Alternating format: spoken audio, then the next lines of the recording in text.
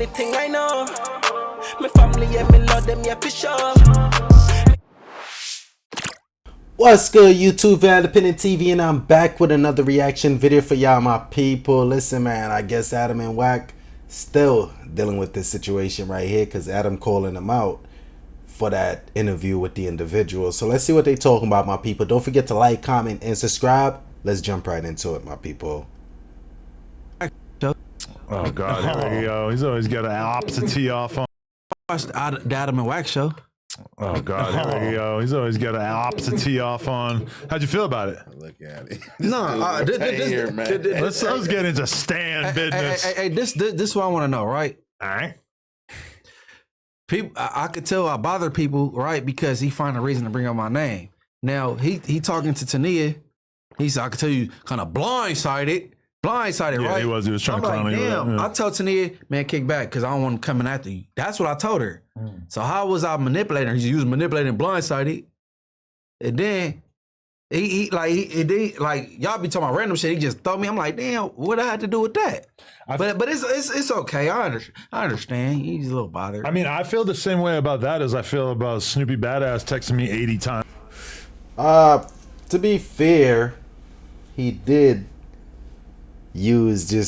bring up your name just to throw his little shot back, you know what I mean? And to mention that, I guess you was mentioning him. That's basically why he mentioned you, saying you be mentioning him, because you did speak on him prior to this on the situation, and that's why he brought your name back up. And he did say he could understand why you bring up his name, because he have said shit about you in the past, you know what I mean? To be fair. I'm saying that me and Munchie are using Tania to like get at him because that's his baby mama. I'm like, believe it or not, number one, Tania on the podcast, I didn't even think about, never mind ask Munchie about having her on the podcast. I just thought she would be an entertaining fifth host. I didn't know she was gonna be there that first day. I know. I didn't even ask you because I knew you were cool with her. And I was not like why the f would I care or be invested in any way in taking down Snoopy Badass? Taking him down from what? I'm not even sure. But for sure, that is not something that I've ever invested any mental energy into. I don't care. I don't even put him in like the king pill category of somebody who I'm kind of like hating on from afar. Like he's just, I mean, Snoopy Badass, I like having him on the podcast once in a while if he's down, but I'm not out here running the anti-Snoopy campaign. When people get into arguments with Damn, Adam admit he be hating. Damn, Adam.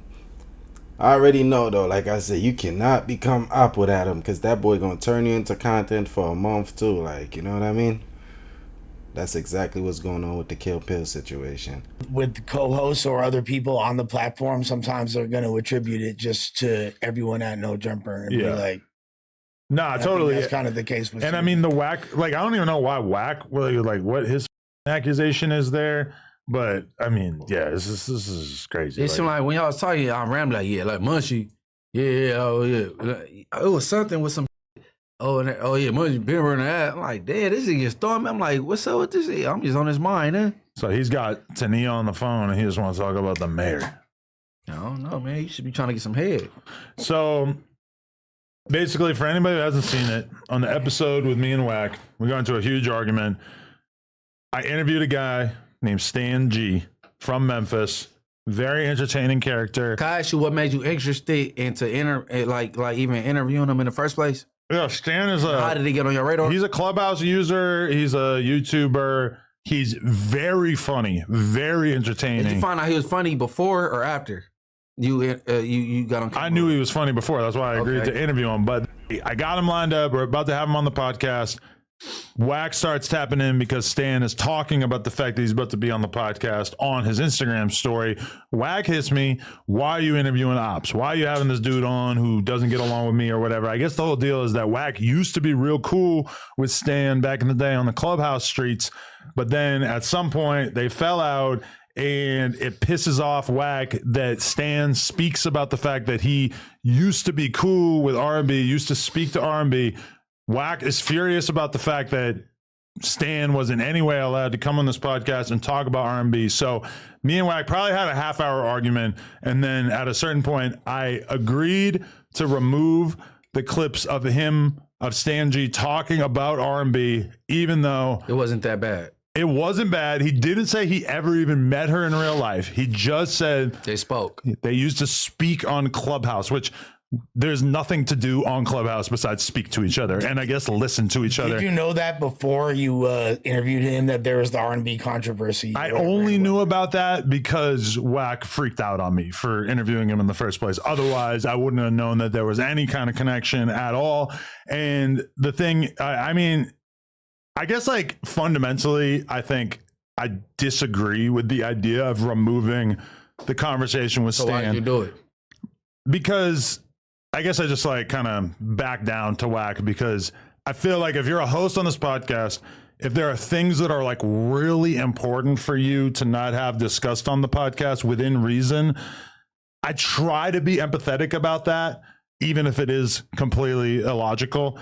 Because it really like doesn't make any sense. Like why is Wack allowed to sit on the podcast and talk about how Brick Baby's girl was random blood gang members, which was a total lie. I was about to point this out, right? Yeah, right. And then it's wrong for me to interview StanG and for him to acknowledge that he spoke. You should have said all this to his face right there, though, Brody. Real shit. You should have said all that to his face, and you should have never took this shit out, my nigga. To your girlfriend on an app before you were even seeing her. Like there's such an insane disparity between these two things, and Wack is doing all this kind of shit. But I figured, you know what? I'm gonna let him get one, but then the next time that you try to make a ridiculous demand, I'm gonna have to judge that differently, and I'm going to approach you talking about other hosts on No Jumper differently going forward as well, since you are apparently so fragile towards other people having conversations about you. I feel like Wack. All right, that could be done. I'm jacking that. That's something that could definitely be done. Cause bro running around there, cause he got the little show with you, acting like he run shit. He start calling it our property, like you know what I mean. So like that, I could agree with Adam. That's a good call. By making me remove that content, not making, but so, you know, being very insistent about it. That will ultimately possibly change the way that I approach dealing with him in the future, because if he's that sensitive, then that creates reason enough for other people to be sensitive. I just want to point out, Munchie had to go through it. I mean, Lush and them went through it. Mm-hmm. Brick Baby and them went through it. I think everybody that went through it is something that bled their ears. You know what I'm saying?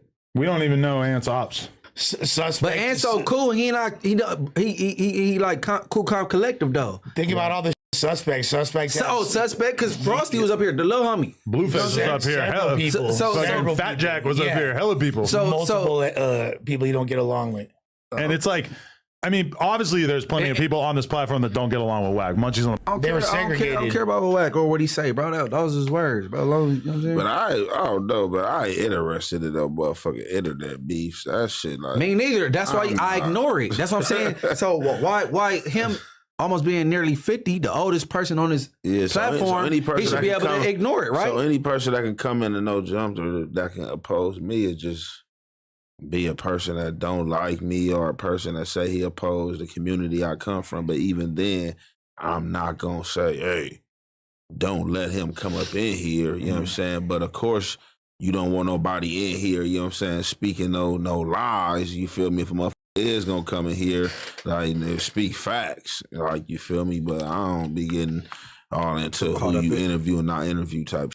No, for real. Adam, do you think that there's like a part of you that kind of like reflected back to the house phone incident? It all like, you know, like I have a chance I could either air this or make sure this part's edited out, and you're like, based because of the reaction of that, it kind of makes you be like, definitely brought back some of those feelings for sure. I could imagine. Hold on, house phone is the one that messed with the girl. What's her name? Gracie Jane. No, you talking about from Ace Boys? Yeah. Yeah. Okay, him. That's not nothing the same. That's not a good comparison. Well, I mean, you're talking about another. Wait, what?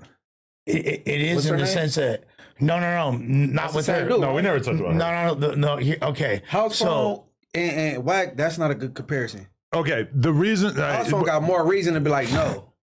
Right, but okay. Yeah. So house phone had the trans thing that got revealed on the podcast, and then we edited it out to the best of our abilities. We f***ed up a little bit.